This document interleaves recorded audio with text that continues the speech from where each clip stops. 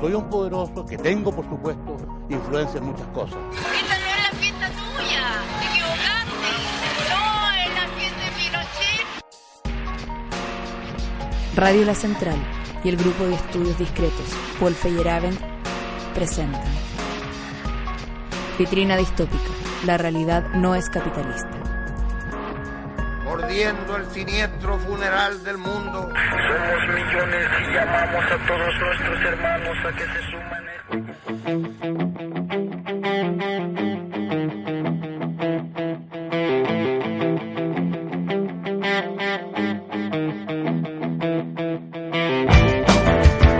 Rabia de haber nacido, mirar tanto compasión. En tu rigor sensual, te excitas como un animal. Culpables mal paridos y quieren ser retribuidos. Oh, no, no, no, no, no, no. Cargaré las culpas yo. Sobre mí las suyas, no, no, no. Visitar las tumbas, no, no. Cargaré las culpas yo, no, no.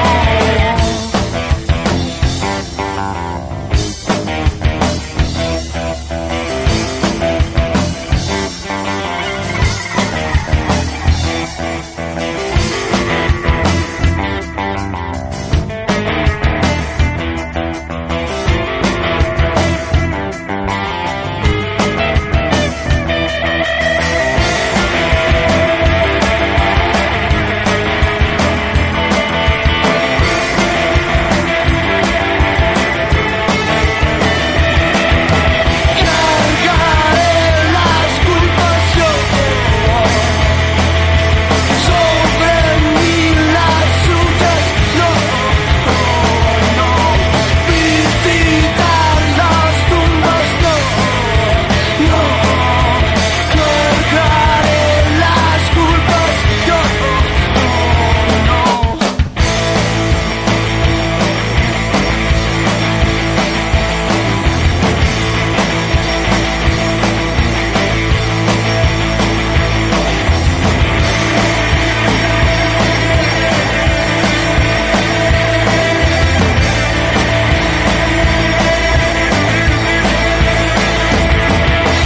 Cargaré las culpas yo. Sobre mí las suyas, no, no. Visitar las tumbas, no, no. Cargaré las culpas yo, no, no. Yo,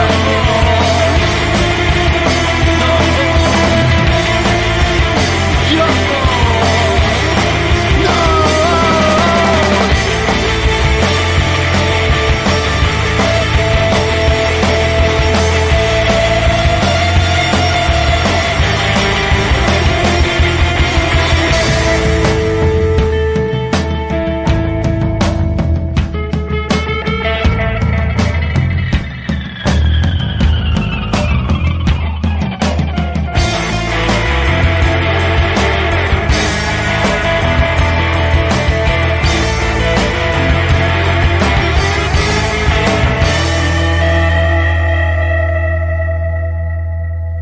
Somos Vitrina Distópica, la realidad no es capitalista, por Radio La Central. Estamos en un nuevo capítulo, en esta ocasión con un invitado transfronterizo, Diego Stulbarg, ex integrante del colectivo Situaciones, o también integrante del ex colectivo Situaciones. Ya vamos a ir conversando un poco la deriva. Estamos en el estudio Hugo, Pato, Diego y Katia. Y también nuestra compa Mariel, que la van a escuchar en los clics de la cámara fotográfica para registrar en el formato clic este nuevo episodio. ¿Cómo están, chiquillos? Bueno, muy bien, muy bien. Muchas gracias por la invitación. Bueno, nosotros muy contentos también de poder estar con Diego aquí en la radio, que además para nosotros también es compañero en situación que él no lo sabía, pero a través de también el colectivo y la editorial Tinta Limón, ha sido también parte de la formación también de nosotros como vitrina y todo. Por lo tanto, muy contento y muchas gracias por estar con nosotros. Y quizás para partir ya inmediatamente la conversación, proponer un punto de partida para pensar y para conversar, que tiene que ver con algo que viene de una conversación que también había ayer, que era pensar desde las coyunturas y a nivel también de las organizaciones y de los grupos de asociación y de afinidad y de política, este diálogo que hay siempre con las situaciones históricas concretas, también que es parte, ¿no?, de cómo se forma el colectivo de situaciones, y si también nos puedes contar parte de eso. Sí, por ahí es como la doble cosa de cómo uno se ve obligado a pensar bajo presión de coyunturas históricas, sépalo o no, digamos, y el esfuerzo de ir más allá del presente histórico, de no quedarse en el presente histórico, ¿no? Partir del presente histórico y tratar de ir más allá, porque el presente histórico normalmente es lo que rechazamos, ¿no? O sea, algo que rechazamos y algo que somos, esa mezcla. No, bueno, el origen del colectivo, bueno, antes que nada, que es como muy lindo para mí. O sea, ustedes dicen que yo no lo sabía, pero que para ustedes colectivo y todo esto es parte de la formación de ustedes. Bueno, también para nosotros, cuando armamos el colectivo, siempre imaginábamos que estábamos hablando con mucha gente y que íbamos a hablar con mucha gente incluso cuando ya no hubiera colectivo, y bueno, verles las caras es muy lindo. Se formó en torno al año 2000-2001 en Argentina, en Buenos Aires. Yo creo que el origen del grupo es el desprendimiento de una experiencia previa que se llamó El Mate, que era una agrupación que se había fundado a comienzos de los años 90 en la Facultad de Ciencias Sociales, pero que no tenía una aspiración de ser meramente una agrupación estudiantil, sino que desde el comienzo se concebía como parte de una recomposición más grande del movimiento popular, y siempre tuvo iniciativas en territorios, siempre tuvo iniciativas vinculadas a los sindicatos, a los derechos humanos. Nunca fue estrictamente estudiantil, aunque claramente estar en ciencias sociales implicaba que había una relación con los conceptos, con las teorías, con las discusiones, siempre muy fuerte. Hacia fines de los 90, no sé con qué grado de conciencia teníamos. Nosotros habíamos participado en los años 97, habíamos impulsado, habíamos creado las cátedras libres Che Guevara, que en principio se hicieron en la facultad que estábamos nosotros, en Sociales, en la UBA, pero después se replicaron en muchísimos puntos del país, en universidades, en territorios, en sindicatos. Y fue muy sorprendente para nosotros. Se cumplían 30 años de la muerte del Che, y para nosotros era una oportunidad para preguntarnos esa figura, que para nosotros era siempre muy importante y lo sigue siendo, cómo se vinculaba con el presente histórico aquel, la caída del socialismo real, el desprestigio de ciertas ideas de izquierda, el ya no querer estar vinculado a los partidos tradicionales. Muy importante para nosotros el surgimiento del zapatismo en el 94, muy relevante, con una reconstrucción de nuestras cabezas. Entonces, cómo se armaba la relación con la historia, con las luchas revolucionarias del pasado. No queríamos hacer lo mismo que en el pasado. Cómo se hacía algo nuevo, pero también entendiendo una fidelidad o una historicidad. Todas las búsquedas que teníamos. Claro. Porque es un contexto un poco, al menos en las ciencias sociales también, y en parte de la política, que era como muy agotador también, ¿no? Como una presión, como no sé, se cayó los grandes discursos, hay muy poco que se puede hacer, la imaginación está muy desgastada en esos momentos, ¿no? Y es una especie como de que el mundo se acabó, digamos. El fin de la historia, ¿no? Claro. El fin de la historia, triunfalismo del capitalismo norteamericano, la caída de Nicaragua, Centroamérica, toda la experiencia revolucionaria, bastante violenta. En Argentina el peronismo llega después de muchos años al gobierno, y es Menem. El peronismo es Menem en ese momento, es el indulto. En Argentina fue un golpe terrible el indulto, ¿no? Para toda la lucha de derechos humanos. La privatización de la universidad, la discusión sobre el arancel, las privatizaciones, apertura de importaciones, destrucción de sindicatos, minimización de la izquierda, bueno, qué sé yo, una época heavy, digamos. Y todo esto eclosiona también en 2001 de una forma que igual comporta una cierta novedad, ¿o no? Bueno, yo creo que ahí, para explicar el colectivo de situaciones, hay que contar este contexto que lo que va haciendo es preparar el 2001, ¿no? Creo que justamente el pasaje del Mate al colectivo de situaciones, para los compañeros que hacemos ese tránsito, tiene que ver con que se nos había agotado un esquema que en los 90 creíamos que funcionaba, que tenía que ver con pensar que las luchas sociales podían encontrarse en una esfera superior llamado la política. Entonces la organización política sistematiza conceptualmente, sistematiza organizacionalmente un espacio en donde toda lucha social puede encontrar su superación, digamos, algo así. Y entonces nosotros, ¿qué hacíamos?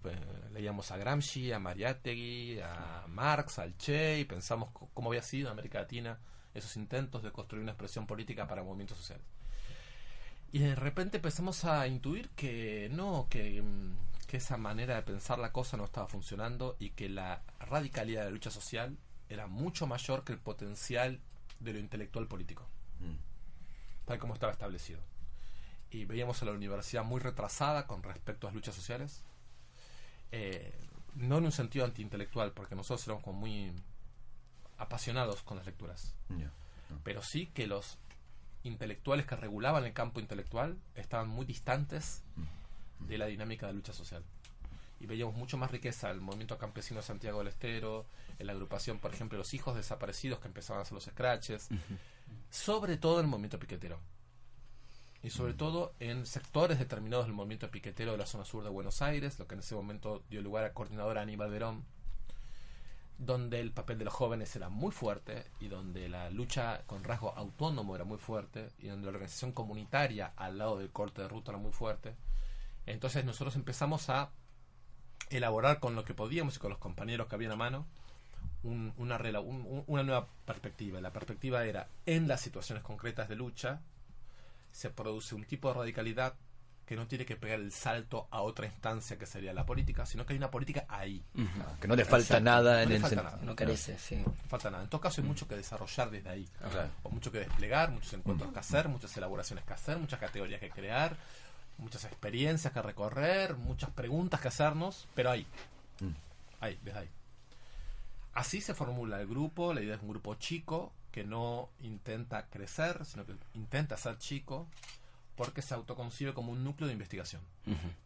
Pero de investigación, y ahí nosotros hacemos una serie de distinciones que tienen que ver con que es una idea de la investigación que no es la idea que la academia se hace de la investigación, porque la academia, digamos, se hace una idea de la investigación bajo formato de ciertos subsidios, ciertos temas, ciertos jurados, y a nosotros veníamos de un impulso militante muy grande. Entonces esa investigación era investigación plenamente militante, pero tampoco nos interesaba la militancia de partido, del partido de izquierda, digamos, ¿no? Porque no nos imaginamos un comité central bajando línea, nos imaginamos más un tipo de investigación en los movimientos o en las luchas que fuera capaz de co-investigar con las propias luchas elementos de contrapoder. Cómo vamos produciendo elementos de contrapoder que ojalá en alguna coyuntura puedan ponerse en serie, si se puedan componer elementos de contrapoderes diferentes. Ese es un poco el momento, lo que nosotros venimos pensando, y se nos viene el 2001 encima.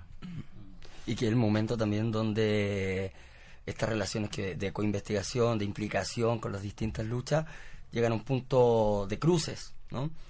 Quería preguntarte por ese momento de los cruces, porque por un lado está esta tensión con la estructura de la institución académica, pero también ese aparato institucional o ese aparato jerárquico de la política también atraviesa un poco la inteligencia de los grupos.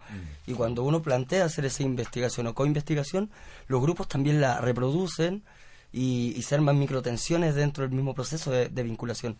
¿Cómo se dio desde el colectivo Situaciones ese momento? Bueno, yo creo que con mucha inocencia de nuestra parte en ese momento. Era mucha el entusiasmo con sentir que lo que estamos proponiendo como investigación tenía una repercusión en las organizaciones con las que nos poníamos a trabajar, qué sé yo, desde una escuela en Moreno, en la periferia, para trabajar talleres semanales durante 7 años sobre qué idea de futuro, qué idea de educación, qué idea de inclusión, quién enseña a quién, hasta dónde respetar los planes, hasta dónde se puede, desde ese tipo de cosas. Me acuerdo que trabajamos el libro de Jacques Rancière, El maestro ignorante. Organizamos una serie de talleres, pero en paralelo lo hacíamos con gente del movimiento piquetero que estaban trabajando de educación popular, sí o no, cuál es la mejor forma de formar a los compañeros en los barrios. Entonces eran talleres hasta la 1, 2 de la mañana en galpones, con compañeros que venían de todo tipo de experiencias, y eso estaba muy vinculado con después acciones que se hacían en cada lugar. El recuerdo como muy bello, es de mucho entusiasmo, de mucha productividad y de una cosa que es para mí muy importante, que es la sensación de que en esos momentos era más fácil pensar en un galpón perdido en un barrio había más pasión por pensar ahí que en una facultad. Donde cuando es el examen, ¿no? O sea, una serie de... Las instituciones que se supone que se disponían para el pensamiento eran mucho menos improductivas en términos del pensamiento que situaciones barriales supuestamente periféricas, pero que en ese momento estaban produciendo una subjetividad de masas muy interesante, muy problematizadora, muy libertaria. Ese desplazamiento yo creo que aún hoy en Argentina no termina de ser plenamente consciente. Es decir, no son los jóvenes universitarios rebeldes que están produciendo una imaginación disruptiva. Más bien, es a kilómetros de esa escena, unas poblaciones que habían sido decretadas como marginales, que simplemente tenían que morirse porque ya la sociología entonces lo decía, ¿no? No hay, el desocupado no se puede organizar, porque no comparte fábrica, no tiene pares, es una persona... La construcción de un contrapoder colectivo desde esa experiencia, yo creo que fue para mí la experiencia más importante, digamos así, después de las Madres de Plaza de Mayo. Tiene mucho que ver, yo creo, con esto que planteabas, con el alejamiento de esa forma de entender que al movimiento X, ¿no? Le falta algo, que es dar el salto a convertirse en un movimiento político, que dentro de las propias ciencias sociales y también, incluso eso es también interesante, a veces también dentro de los propios grupos, ¿no? Se entiende que todavía no podemos hacer tal cosa porque nos falta llegar a constituir un movimiento determinado y transformarlo en una cuestión política. Eso también pasa a nivel de las facultades y en el desprecio a lo que pasa afuera, ¿no? Como en pensar, en creer que el pensamiento solo puede hacerse dentro de una universidad y que no está siendo construido afuera, ¿no? Hay como una cierta de vinculación entre ese pensamiento y la forma de entender que la política es únicamente buscarle una representación mejor. Claro, y digamos, en términos de una democracia radical, en el sentido de una igualdad plena de las inteligencias, como diría Rancière, en aquel momento era muy interesante comprobar esto, que había mucha inteligencia puesta a trabajar incluso teóricamente en los barrios, o en experiencias sindicales, o en experiencias de derechos humanos. Entonces, creo que mucho de lo que después el kirchnerismo puso como vidriera de la Argentina fue elaborado en esos años, ¿no? Fue elaborado en esos años. Es un poco injusto, un sistema de explotación política, ¿no? O sea, lo que se produjo de manera autónoma después se lo capitaliza. Una especie de extractivismo, ¿no? Fue una forma de extractivismo. Sí. ¿Y cómo se enfrentaron ustedes como colectivo situaciones o como dentro de las distintas formas organizativas a este proceso como de captura institucional por parte de un aparato estatal reformulado a partir de esas propias capturas? Ya después, digamos, después del 2003. Yo creo que los primeros años del kirchnerismo nosotros no se nos presentó de manera inmediata la cuestión, porque nosotros nos movimos en un campo muy definido autónomo como autónomo, digamos, no se nos planteaba tanto el problema, pero unos años después sí, porque cuando empezó a haber recuperación del empleo en los movimientos desocupados empieza a haber una tensión entre quienes querían autoorganizar los recursos posibles para seguir desarrollando el movimiento y quienes habrían la expectativa de pasar de ser de desocupados a ocupados y por lo tanto pasar de las organizaciones de desocupados a organizaciones sindicales, ¿no? Un planteo un poco más tradicional, vamos por adentro. Entonces se venía la idea de una dialéctica un poco más clásica. Los desocupados se convierten en trabajadores y los trabajadores disputan con el capital. Todo eso creo que hasta el 97, 98 era parte de una tensión que se la podía pensar, una tensión más o menos rica, pero todavía quedaba un espacio político para una perspectiva más autónoma. Pero a partir del 98, como estoy hablando, el 2008, perdón, del 2008, cuando se da el conflicto con el campo, entre el gobierno, ¿no? y los grandes exportadores de granos, surge algo que es una suerte de militancia kirchnerista, una micropolítica del kirchnerismo a nivel juvenil, de muchísima participación. En ese momento el conflicto, el gobierno lo pierde en la confrontación en la calle con quienes se identifican con lo que llamamos genéricamente el campo. Después el gobierno pierde una votación por la ley, por las retenciones que estaban en disputa, o sea, pierde en la calle, pierde en el Parlamento y después pierde las elecciones. Pero de manera paralela, y para recomponerse, el gobierno larga una serie de medidas, como por ejemplo el matrimonio igualitario, que viene un poco después, a la ley de medios, una serie de medidas que acompañan este surgimiento de una militancia, que es una militancia que ya no tiene mucho que ver con lo que nosotros veníamos haciendo. Es una militancia que pone de vuelta en el centro absolutamente la teoría política del Estado, la idea de una conducción política vertical, la idea de que los excluidos son unas víctimas que hay que incluir. Entonces ahí hay toda una propuesta de planes sociales para incluir. Los planes existían desde siempre, desde Dual, desde antes del kirchnerismo, pero ahora se construye toda una retórica de inclusión bastante poderosa. Los movimientos sociales, algunos movimientos sociales, aceptan ser parte de este proceso y se convierten en elementos de gobierno de los territorios, ¿no? Pasan a ocupar una interfaz con el Estado. Y los organismos de derechos humanos participan muy fuerte de esto. Se arma toda una escena que culmina en el 2010 con los festejos del Bicentenario en las calles, que es una escena muy nueva para la Argentina, la verdad, muy nueva. Yo creo que nosotros fuimos dando cuenta ahí que algo había cambiado. El escenario de la crisis en el que nosotros habíamos estado trabajando en la idea de un contrapoder había sido resuelto de una manera que, si bien era inédito para la historia argentina y muy positiva desde muchos puntos de vista, no era el escenario en el que nosotros nos movíamos ni por el que estábamos trabajando. Exacto. Entonces, eso fue una ¿Y cómo lo leen? ¿Cómo lo comienzan a leer? Porque este proceso comienza con condicionar, digamos, la participación o la esfera de lo público, o la esfera de lo político, a que empieza a condicionar la inclusión de estos sujetos, ¿no? De estas organizaciones barriales o sectoriales o del campo directamente, y los pasan a transformar en militantes, ¿no? El militante tradicional o el militante más pesado.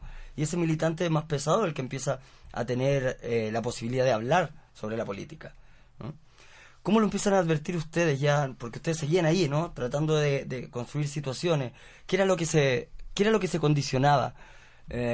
¿O qué es lo que se agotaba? ¿Qué se atenuaba con esta inclusión o con este ingreso del sujeto a la esfera de lo político más?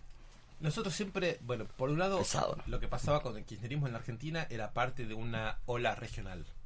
Porque, sobre todo, lo que pasaba en Venezuela, muy importante para nosotros siempre fue, creo que lo que más nos influyó fue Bolivia, lo que pasaba en Brasil, que tiene un peso geopolítico importante, Ecuador, etcétera, Uruguay. Era claro que no era un escenario puramente nacional. Era muy claro.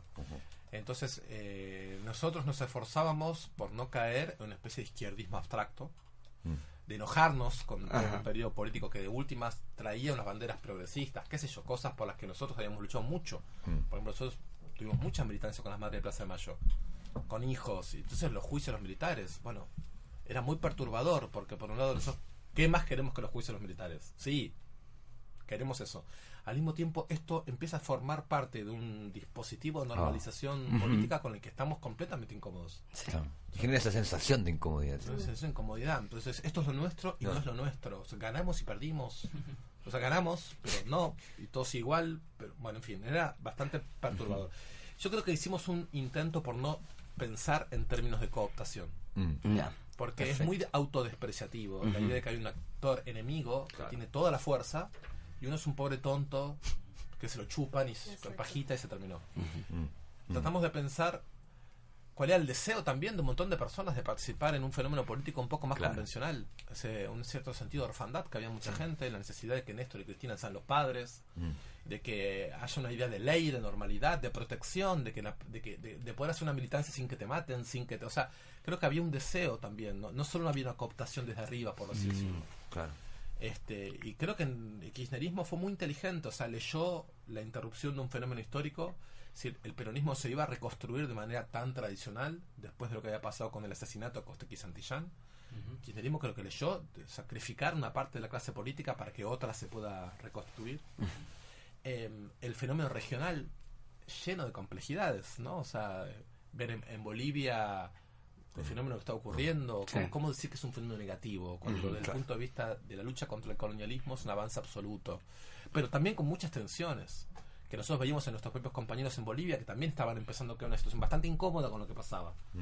Es decir, esa ambigüedad por la cual las luchas autónomas son lo más radical contra el capitalismo, pero también tienden a converger con los momentos de desarrollo del capitalismo, en la medida en que el capitalismo lee esos deseos que las luchas ponen en el centro.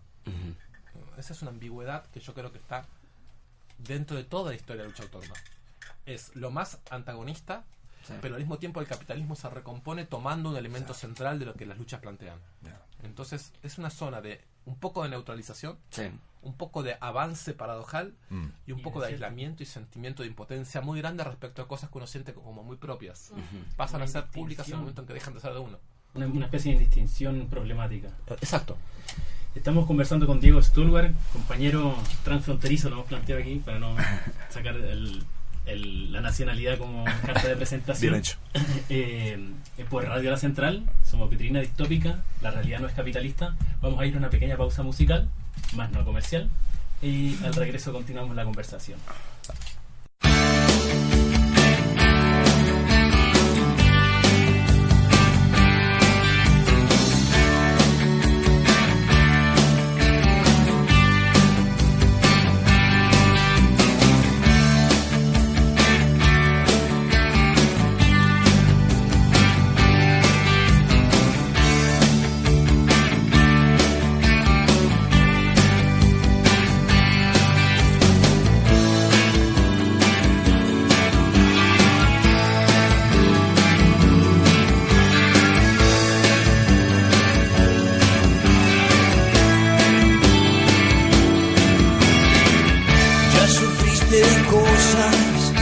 Mejores que estas, y vas a andar esta ruta hoy cuando anochezca. Tu esqueleto te trajo hasta aquí con un cuerpo hambriento veloz, y aquí gracias a Dios uno no cree en lo que oye. Ángel de la soledad, la desolación, preso de tu ilusión, vas a bailar, bailar. Es tan simple así, no podés elegir. Claro que no siempre ves, resulta bien. Atado con doble cordel, el disimular. Quieres girar maniatado, quieres faunear y arremolinar.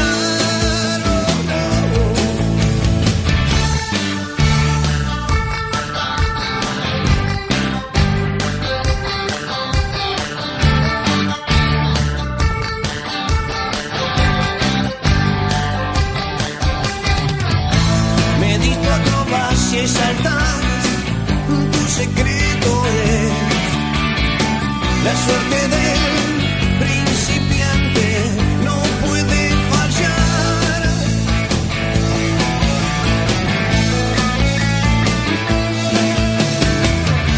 Alguna vez quizás se te va la mano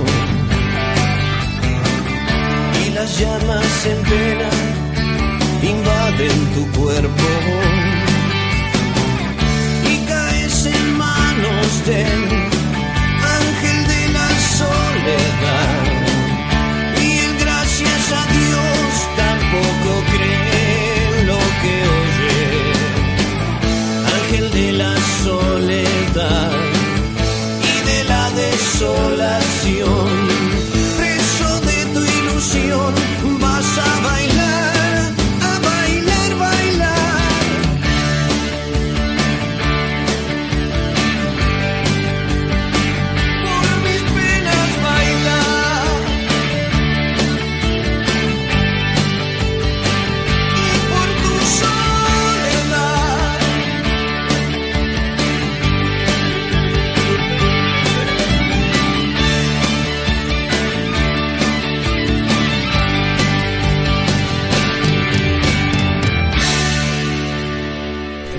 Radio La Central, somos Vitrina Distópica, la realidad no es capitalista.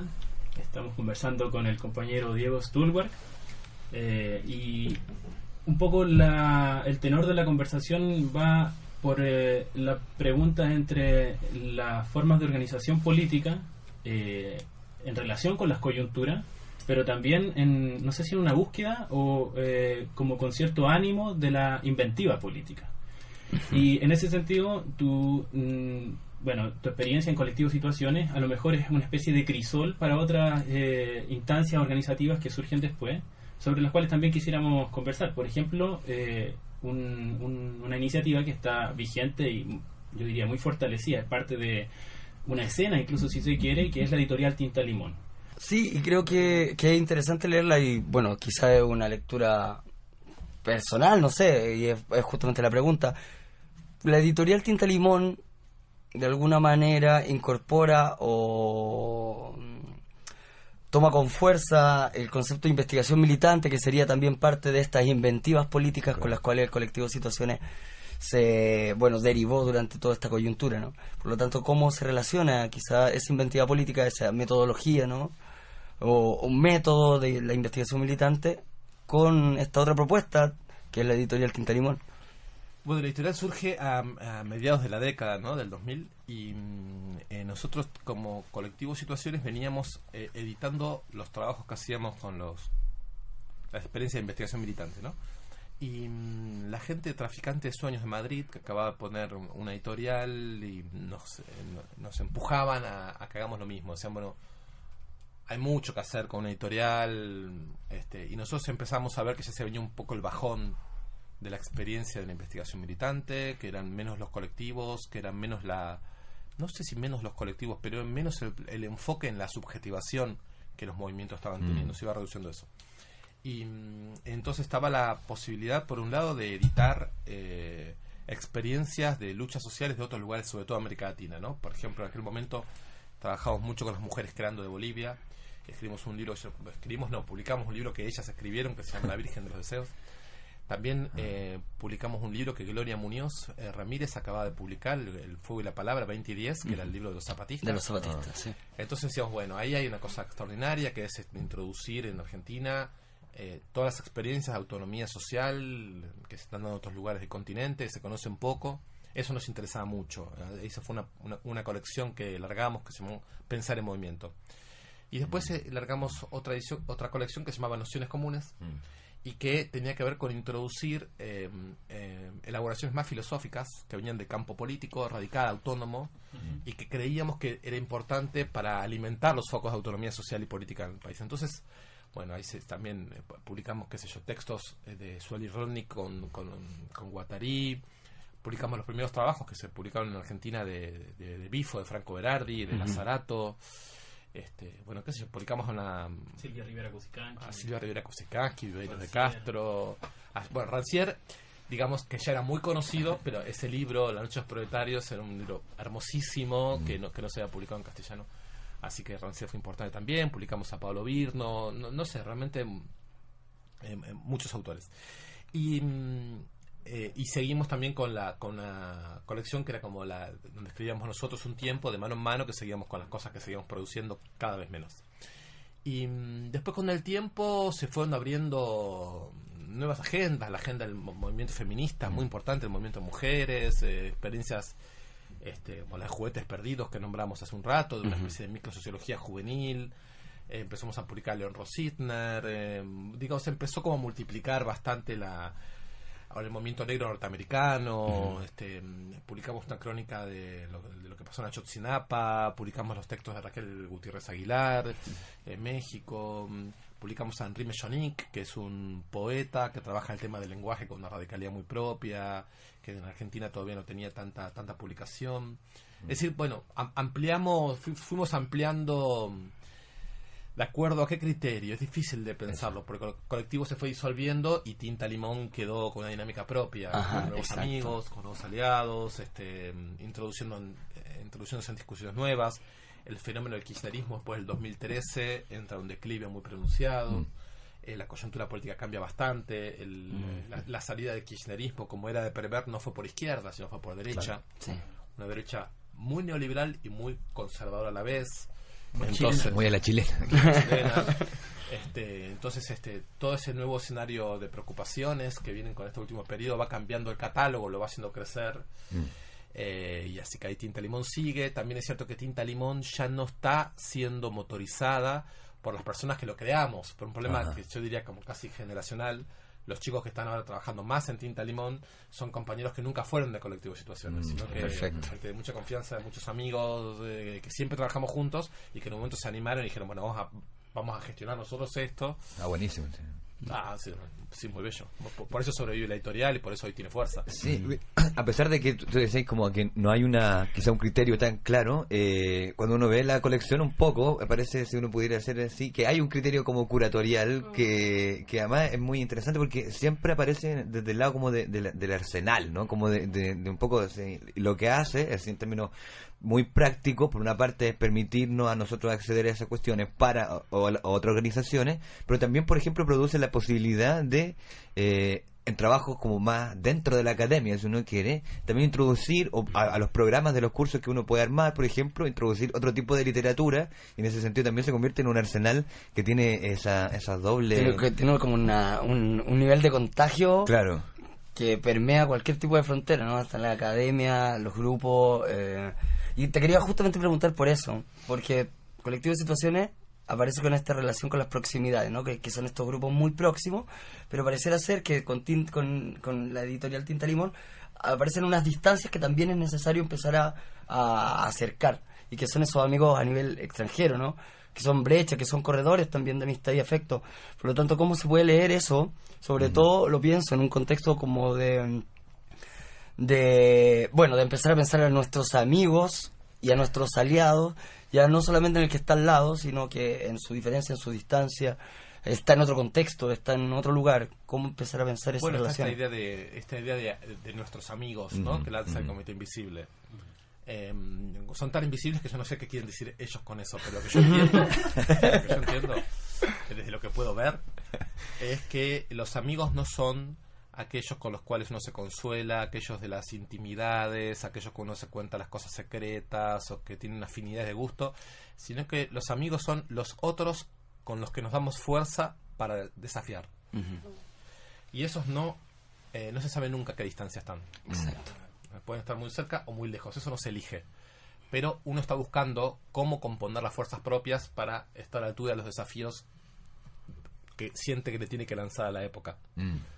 Entonces es muy importante eso, tener una cierta política de la amistad, saber que uno puede encontrar un amigo que escribió hace 200 años o 500 años, exacto, o uno que está haciendo algo en otro idioma, en otro lugar, y es un amigo porque sabe que componiéndose con eso, esa fuerza va a ser un poco mayor. Desde ese punto de vista creo que sí, que trazar redes sin estar tan preocupado por la vecindad inmediata, sino preocupado por cómo se va extendiendo una sensibilidad de desafío, es la más certera de las categorías políticas que podemos tener, por lo menos a nivel de una cierta política de la existencia. Es la más importante, ¿no? Porque si no se constituye la fuerza de desafío, el realismo político queda muy vacío, ¿no? Queda muy vacío, se hacen realismos políticos suprimiendo el propio deseo, la propia necesidad de la existencia, ¿no? Así que diría que sí, que la idea de la amistad que estás planteando, estos circuitos o estas redes, son fundamentales, por lo menos en la experiencia del colectivo y posterior. Yo diría que si querés es la marca más fuerte. ¿Y cómo se inscribe eso en el contexto argentino, ¿no? ¿Cómo se inscribe eso también en el contexto del colectivo Situaciones, ¿no? Al momento que me señalabas tú que hay una especie de crisis o de agotamiento. Sí, yo creo que de crisis, pero en el sentido tradicional de rupturas internas y fracciones, porque en un grupo chiquito de amigos, sino más bien de la incapacidad de fabular juntos, de seguir elaborando sentidos. Entonces, por más que la amistad y todo persista, cada quien va encontrando necesidad de crear sentidos en otras experiencias. Entonces, más bien se va deshaciendo la magia, más que haya una ruptura. Por eso nunca es fácil decir se terminó el colectivo de Situaciones. No se terminó. Somos colectivo. El grupo de amigos está, ¿no? Modalidad espectral todavía ahora. Sí, quedó ahí, ¿no? Quedó ahí. ¿Qué queda de esto? Queda, por ejemplo, que Silvia Federici o Raquel Gutiérrez Aguilar o Rita Segato sean parte del movimiento Ni Una Menos en Argentina. Exacto. Eso es una cosa que queda, o Sueli Rolnik. O queda que, por ejemplo, muchos compañeros que vienen de la experiencia de la autonomía italiana, el obrerismo italiano, hayan tenido con el Cono Sur de América una experiencia de contagio mutuo bastante importante en algunos periodos. O queda que la filosofía de León Rositner, que estaba totalmente leída y agotada por la generación de los 60 y 70, vuelve a ser propuesta a gente joven hoy, ¿no? En América Latina, y que la idea de la filosofía pueda ser una filosofía más vital, más práctica, más militante, más de lucha. No sé, me parece que quedan estos diálogos, ¿no? Que son diálogos que se inventaron en la última década y media y que son, por lo que se ve, todavía algunos nos siguen alimentando o abriendo la imaginación. Y además muy proliferante, porque está la editorial que está andando, generando todas estas cosas, y una serie de otras iniciativas que nacen de allí, que se desbordan también de ahí.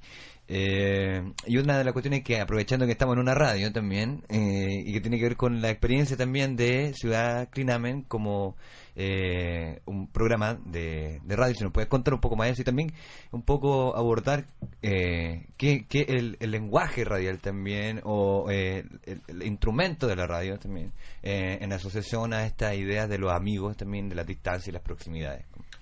Bueno, claro, entre las cosas que, digamos, hay miembros del viejo colectivo Situaciones haciendo cosas, cada quien pensando su continuidad de una manera o de otra, para que decirlo de Verónica Gago en el movimiento Ni Una Menos, o Mario Santucho dirigiendo la revista Crisis, o Sebastián Skolnick trabajando en la maravillosa experiencia de la editorial de la Biblioteca Nacional, de la gestión de Horacio González. Bueno, muchas continuidades posibles, digamos, que ya no son parte de una colectividad orgánica, pero que tienen evidentes resonancias. Y bueno, en algún momento Diego Scliar, que es un artífice de la FM La Tribu, que es una radio, yo creo que muy querida, muy reconocida en Argentina, que a las mañanas en el programa La Mar en Coche, se acercó con la idea de armar una columna semanal, y empezamos a pensar cómo sería esa columna, y la idea era que algo de todas estas conversaciones de las que estamos hablando se pudiera poner al aire una vez por semana. Entonces es una conversación ya empezada. Creo que hay que presentar mucho.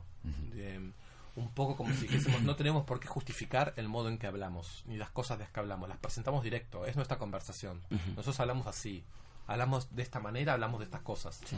Y agarrar un fragmento de esa conversación todas las semanas, presentarla. Y bueno, fueron pasando los años, se fue acumulando un archivo, ¿no? Que son conversaciones sobre distintos temas, todos los temas que en esta red se discuten, con compañeros y compañeras. Bueno, en general el límite es el que sea en castellano, ¿no?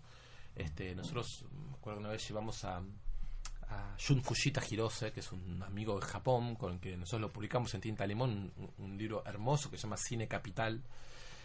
Y él tiene un castellano más o menos, pero su tono es japonés.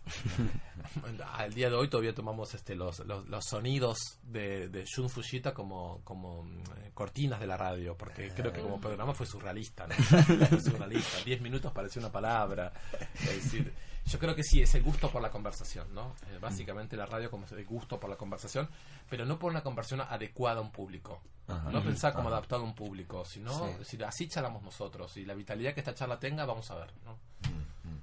Sí, bueno, parte también un poco como con la idea que teníamos en Vitrina también nosotros. Me acuerdo que una vez, como a propósito de esa película que de Guy Debord, que dice así como no le daremos ninguna concesión al espectador, así como también tenía que ver un poco con la manera de poder efectivamente conversar sin necesariamente estar respondiendo a, que es como un poco lo que hace cualquier marketing finalmente, que imagina cuál es lo delimita, ¿sí? Entonces arma un producto que solo está destinado a un nicho. Además, el nicho siempre tiene esa categoría como mortuoria, a ese nicho de personas. Y que posiblemente la radio encuentra estas amistades a propósito justamente de una posición que difiere de esa voluntad tan programada. Claro, de hecho el nombre Clinamen viene a querer decir eso, ¿no? Una especie de desvío arbitrario que arma una conversación. No es acomodable a nada, digamos, ¿no? Es una especie de desvío azaroso que hace que unas personas estén metidas en una especie de conversación a propósito de algo que no era necesario que ocurra. Y bueno, no está calculando nada, ¿no? Sí. El cálculo que sí se calcula algo, se calcula que es una buena conversación. A mí una de las cuestiones que me llama mucho la atención también de este formato radial es que siempre ocurre algo imprevisible. Entonces la conversación también tiene esa característica. Y de hecho, cuando ustedes hicieron en el Clinamen, la entrevista a Bifo, hablaron de la desensibilización. Y en ese concepto, el mundo virtual procura una sintaxis en la que no cabe precisamente esa imprevisibilidad.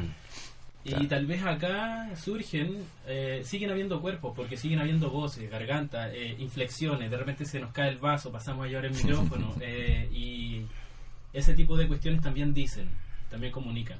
Y yo creo que eso genera algo que en la radio históricamente, como formato, incluso cuando era como transmisión radiofónica por ondas, digamos, una cercanía mayor, por decirlo, con los escuchas. Ahí donde los escuchas, las personas que atienden esta conversación no son precisamente espectadores. Y al nivel de Ciudad Clinamen y la relación que hay con estas posibilidades de colectivo militante y todo, hay asociaciones, se conoce, se difunde el programa. Entonces decía que tenía harta cabida también como a nivel del podcast, qué sé yo, así. La verdad que ahí ya no sé porque desconfío mucho de las del modo en que retornan las señales que uno hace cuando uno hace un programita radio, digamos, ¿no? Sí, nosotros tenemos una cierta articulación en el sentido de que el Clinamen se sube a la página de la tribu, de la Marencoche, se sube al blog Lobo Suelto, y hay un archivo propio de Clinamen, y bueno, según el interés de la conversación sabemos que esto circuló más, circuló menos. Lo que tiene interesante obviamente cuando se sube por internet es que no es solamente público local, no es solamente oyentes de Buenos Aires, digamos, claro, ¿no? Sino que eso tiene como resonancias un poco inéditas y te escriben compañeras o compañeros de cualquier lugar que dicen, el martes escuchamos a tal, quién viene el martes que viene. Entonces sí, yo creo que siempre en el mapa de los amigos, ¿no? El mapa vivo de los amigos, que uno no sabe siempre necesariamente quién es, pero sí, bueno, en la radio siempre está, ¿no? La satisfacción de que es un momento escuchado de la radio, de que cuando nosotros salimos conmovidos porque alguna conversación salió bien, en general hay una repercusión, alguien nos comenta algo, o también cuando queremos invitar a un compañero o una compañera a hablar y les contamos la idea, en general ya conocen, si quieren, si les parece lindo participar de ese espacio. Entonces es interesante, ¿no? El hecho de estar claramente una radio que no tiene ninguna aspiración a ser una radio mayoritaria en sentido de modelo dominante, y que haya un cierto deseo de participar de eso, siempre es como muy como nos gustaría que pase. Claro. ¿Cuánto tiempo llevan, Diego, haciendo Clinamen? Sabes que yo no sé exactamente. Yo creería que debe ser 6 años, 7 años. No tengo la exacto. Digo, mi compañero de radio dice que un poco más. El otro día dijo 10 años. Yo no creo que sean 10 años, creo que exagera. Me ve viejo a mí y deduce de ahí. Pero sí, ya hace unos cuantos años. Quería, como para ir cerrando, Sí. bueno, que van saliendo hartas ideas, hartas imágenes. Creo que parte de este deseo por inventar políticamente modos de estar en relación con los cercanos como con los distantes nos plantea la necesidad de empezar también a construir conceptos. Aparece, por ejemplo, entre esos conceptos que se articulan como praxis, la investigación militante, pero ahora justamente solo escuchándote, ¿no? Empieza a aparecer también sensibilidad del desafío, ¿no?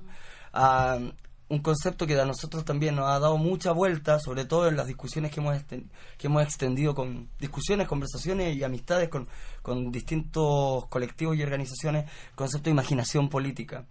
O sea, ¿cuáles, como para ir cerrando, ¿no? ¿Cuáles serían las potencias que guardan estos conceptos con respecto al contexto actual para pensar políticamente? Bueno, el contexto global. Por un lado, el contexto global de aislamiento, por otro lado, el contexto global de desensibilización o de desafección también. ¿Y cuáles son las potencias que advierte en el plano de los grupos también? Y eso desde la experiencia que has tenido tú y tu colectivo. Sí, a ver, acaba de salir un libro en castellano, justamente de Bifo, de Franco Berardi, que se llama Fenomenología del Fin. Sensibilidad y mutación. Es un libro que yo creo que tiene su importancia. Es un diagnóstico un poco apocalíptico sobre esta especie de sociedad de control absoluta que pasa a través de las tecnologías, ¿no? Es muy interesante ya el diagnóstico, pero más allá de esa parte, que es la más conocida de Bifo, hay un momento en que él dice que los movimientos sociales no se los reconocen tanto a nivel sociológico o por sus demandas, sino que son una ironía en el lenguaje. Todo movimiento social actúa como una ironía con respecto a un código. Es decir, hay un sistema de estandarización global de la comunicación y de la sensibilidad. Nuestra capacidad de intervenir ahí es el nombre que yo le daría a colectivo o movimiento social. No importa cuán grande o chico sea. No tiene tanta importancia cuáles son sus demandas específicas, que siempre son fundamentales. Exacto. Sino que lo fundamental es esa capacidad de desplazar lo que se nos impone como código de lenguaje, como código sensible, como código de disposición de cuerpos. Cada vez que podemos hacer eso, estamos haciendo un movimiento, en el sentido de un desplazamiento social. Creo que eso es muy importante. Rita Segato dice una cosa también para mí muy importante, es en América Latina, sobre todo en las capitales universitarias de América Latina, los intelectuales se han convertido en artífices especializados de trabajar conceptos que elaboran los centros universitarios y las editoriales más importantes. Y de esa manera delegamos una capacidad fundamental que consiste en, uno, poder ponerle nombre, poder crear las categorías, crear las imágenes, crear las formas expresivas de lo que nos pasa. Es fundamental, ¿no? Y está muy asociado, ¿no? Porque también es una forma de programación. También. Es una forma de programación. Y entonces hay un costado colonial, digamos, con el que tenemos que romper sí o sí. O sea, ¿cómo nos damos fuerza para desafiar? Yo diría también, ¿cómo nos damos fuerza para confiar? Para ser arbitrarios, como diría Rositner. Para saber que somos nosotros los que tenemos que nombrar lo que nos va pasando. No importa nada equivocarse. Mucho peor es rendirse y comprar modelos de identificación, de consumo. Eso es un horror absoluto. Y el capitalismo hoy no es solo la explotación obrera. Es la explotación de la subjetividad. La explotación de la subjetividad pasa por consumir los modelos que nos proponen. Poco importa que el país sea, no es un problema de nacionalismos, es un problema de lucha de clases, un problema de capital y nuestra capacidad de trabajo vivo. Cómo nosotros nos damos los medios para crear nuestros modos de subjetividad, de imaginación, nuestros lenguajes, nuestros modos de estar, eso constituye un movimiento social. Y yo creo que los grupos solo tienen importancia en la medida en que son viabilizadores de una imaginación nueva, y no en tanto que grupos. Los grupos que por una época viabilizan algo son maravillosos, pero esos mismos grupos, cuando ya no viabilizan nada, son un horror. Con los mismos componentes. Y se quieren mantener ahí. Y se quieren mantener ahí, bueno. Yo diría, no es tan importante el individuo, no es tan importante el grupo, no es tan importante el movimiento como congregación. Lo que es fundamental son cómo nos vamos organizando con otros para tener estas experiencias, de ser nosotros los que vamos dándole forma a nuestras experiencias. Claro, y de intervenir un poco en esa cuestión programada, de meter lo que decía también el Tito, como ese espacio que era de la radio, como de esa cuestión improgramable, imprevisible, los encuentros que decíamos, ¿no? Como que son improbables también y que generan entonces ciertas como inclinaciones que nos permiten, digamos, pensarnos también de otros modos, vivirnos también de otros modos, que no está únicamente bajo el agobio, ¿no? En la Argentina yo creo que hay tres experiencias fundamentales de esto. Yo pienso que también se lo puede llamar historicidad, que es la capacidad de poder tener con uno todas las historias que en el pasado hubieron de desobedecer el presente, de ir más allá del presente, que ofrecen, yo creo siempre, una posibilidad de traducción en el presente de las desobediencias, de armar un diálogo de desobediencias, que son la experiencia de los derechos humanos en el 77, cuando las madres de Plaza de Mayo empiezan a crear esto que después permitió que sensibilidades muy diferentes puedan converger en un programa común contra el fascismo, la represión, el terrorismo de Estado, de denuncia, de mostrar que el terrorismo de Estado es el fundamento de la democracia actual, fundamental. Movimiento piquetero del 2001, ese cuestionamiento del que hablamos hace un rato, de las formas de explotación, de las formas del trabajo, de las formas de concentración de la autoridad, y hoy el movimiento de mujeres. Son momentos de historicidad, son momentos de sensibilización, son momentos de desafío, son momentos de creación teórica, de imaginación, de prácticas muy importantes. Lo que hay en común es que son insurreccionales. No tanto porque la insurrección romántica, sino porque en el espacio de una sensibilización se puede recoger un programa, no como dicen los teóricos populistas, en el significante, un significante vacío que junta con, no, en la sensibilidad de los cuerpos, en la traducción de las luchas. Yo creo que esos son los momentos que realmente hacen la diferencia, ¿no? Y que de alguna manera cumplen el papel que en otra época se le asignaba al partido, en el sentido que hacen el mapa de las luchas, permiten un diálogo, un lenguaje común de las luchas, y permiten por lo tanto mostrar cuáles serían los elementos de una estrategia de masas. Exacto. Bueno, ya vamos cerrando la conversación, que la vamos a trasladar en realidad a otra dimensión. Exacto. Pero aquí en el ámbito radial queríamos agradecerte cariñosamente, Diego, haber compartido con nosotros, con nuestros amigos, nuestras amigas que nos escuchan también. Yo yo quedo muy alegre después de estas conversaciones, en realidad, entonces como Sí, cerrar no me gusta. y- Es difícil cerrar. No me gusta cerrar.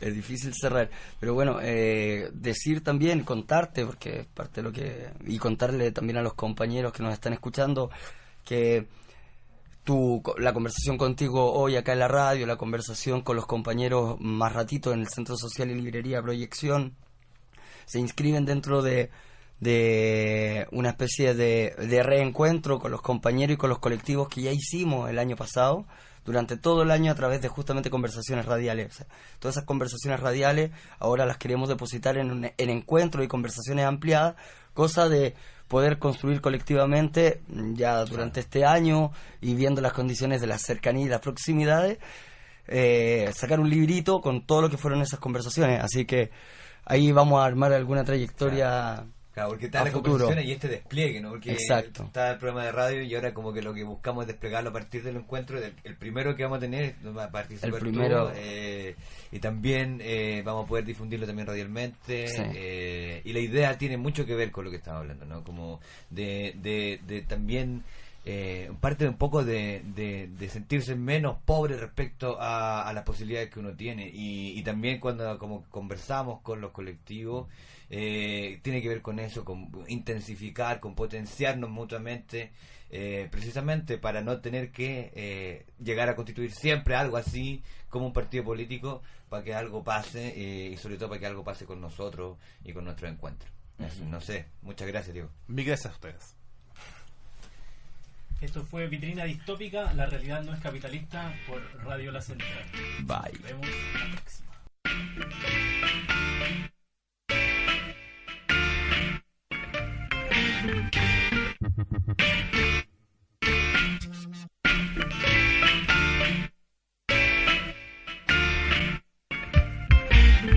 Voy a partir de cero.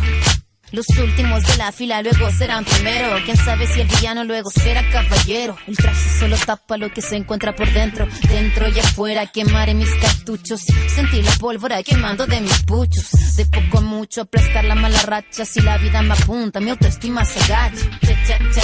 Para partir muriendo, salir de los escombros y reírme en mi entierro. Abrace mis demonios cuando querías me siento, pero el puesto está ocupado, nena, llámate mi miedo. Voy a partir mirándome, por esta boca se rima y por esta boca se come. Mi boca come rima y ya no hay quien me la controle. Es parte del todo y de mi mejor rol. Luego, para partir en quinta, mi estanque se llena solo cuando le pongo tinta. Ya no freno, solo acelero de forma distinta. Lo que te capacita es la potencia que te habita. Empezaré del comienzo. Voy a partir de cero. Regresar al inicio. Empezaré del comienzo. La cuestión, tiempo. Voy a partir de cero. Regresar al inicio.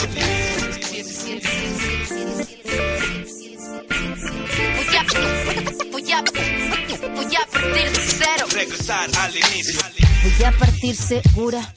Si no parto segura se romperá mi armadura. La moldura contiene de toda su estructura y el contenido decidió matar toda estructura. Pura cepa para partir perdiéndose valor al detalle de un gran comienzo. Mejor mirar atrás, analizar todo el complejo manejo de una industria que solo quiere forcejo. Eso yo lo dejo para partir saliendo. Ya bajé demasiado y el sol está naciendo. Se abre mi telón 77 transmitiendo. Voy a partir de cero, cero es mi atuendo. Moviendo mi pieza con un largo enroque. Mi tablero no quiere que a los peones se toque. La reina es una más de todo este gran retoque. Enfoque, emboque hasta que no se equivoque. Luego cabecea la nuca. La batera te marca y la caja te desnuca. Golpe instantáneo directo a la bazuca. Si caduca la onda es porque ya no suma. Empezaré del comienzo. La cuestión, tiempo. Voy a partir de cero. Regresar al inicio. Empezaré del comienzo. La cuestión, tiempo. Voy a partir de cero.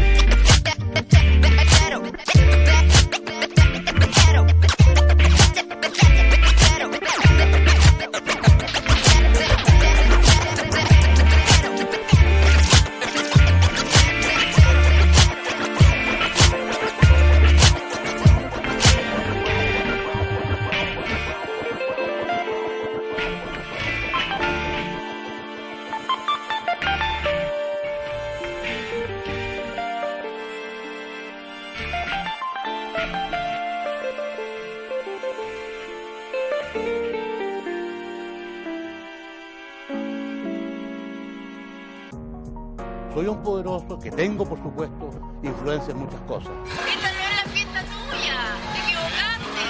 No, es la fiesta de Pinochet. Radio La Central y el grupo de estudios discretos Paul Feyerabend presentaron Vitrina Distópica. La realidad no es capitalista. Mordiendo el siniestro funeral del mundo. Somos millones y llamamos a todos nuestros hermanos a que se sumen.